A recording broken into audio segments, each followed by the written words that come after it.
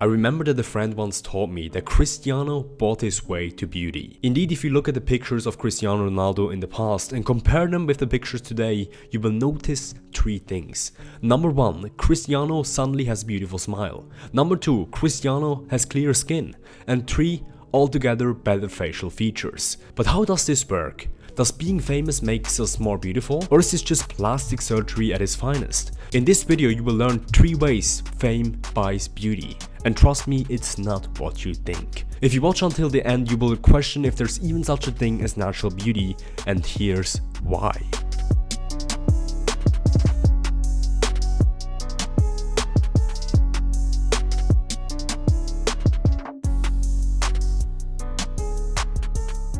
Number 1. Symmetry. Beauty lies in the eyes of the beholder.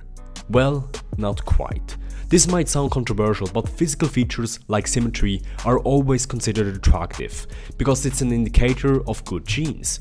If one side of you looks completely different than the other, it's a sign that your genome hasn't been copied properly. This may then not be beneficial for our potential children, as there's a higher chance of birth defect or chronic diseases with increased genetic errors of a parent. So indeed, a common procedure of famous people is to try to be more symmetric. They add things such as veneers, which fix their smile, Botox, which fixes bigger imbalances such as the facial features in Sylvester Stallone, or nose jobs are also a common procedure which Ryan Gosling has been known for. Number 2. Power. Meghan, now in the royal family, after marrying Prince Harry, stated that she always wanted to be a princess. Probably because of the power that comes along with it. Power is an aphrodisiac, a substance that increases libido. Generally not for your organism, but for most organisms of the opposite sex around you, especially if you're a man. Being with a famous person raises your own status in society. This is called the halo effect. Power is an aphrodisiac because of status, but it's also because of resources. In the face of history, resources always flow to the person with the most power. And the person with the most power was naturally also the most capable of feeding your children. The child mortality of farmers was about 50% or higher, the one of kings likely much lower. Ed Sheeran, without having fame, got seldom action I suppose, but with his worldwide popularity I can guarantee that if he wants to, he will never sleep alone. Power is an aphrodisiac. Number 3. Photoshop.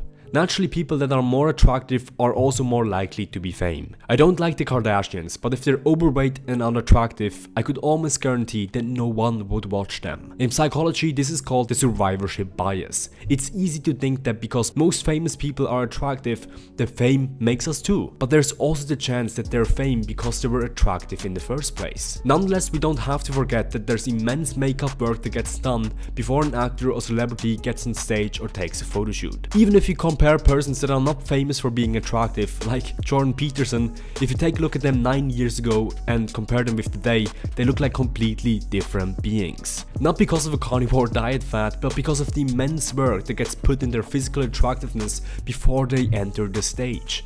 A makeup with a slight tan, a nice suit, and a haircut that covers up his bald spots with a nice beard trim can heavily change a man. Same with Cristiano Ronaldo. Decent while getting into a paparazzi shoot. Extremely attractive when making a shooting for Armani. And to a much greater extent, this happens with women. I think I don't need to tell anyone that makeup can completely change the facial shape of a woman.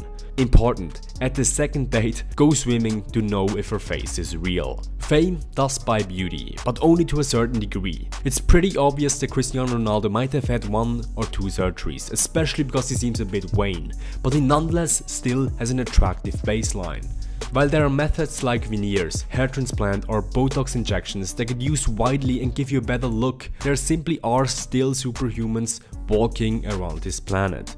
While there are people that are just extremely smart, like Elon Musk, there are indeed people that are extremely attractive. People that hit the genetic lottery. Of course there's the survivorship bias at place, and generally celebrities that race to the top of the quote-unquote fame game have a higher baseline of attractiveness. But the standards that are getting set nowadays on Instagram or in trendy magazines are just not reachable. And this goes for both sexes. You take someone that won the genetic lottery and make them hotter and hotter with artificial tools like surgery or Photoshop. But this doesn't mean that we should stop working on ourselves. A nihilistic approach to life generally increases misery, not happiness. You don't need to look like the models in the magazine, because the truth is that even the models in the magazine don't usually look like the models in the magazine. If you like this video and want to know more about fitness, nutrition, mindset and health, and how these things help you get the most out of your life, subscribe to this channel. Plus, if you want to get coached by a professional, visit my website qualitygains.com and finally feel and look better from the inside out.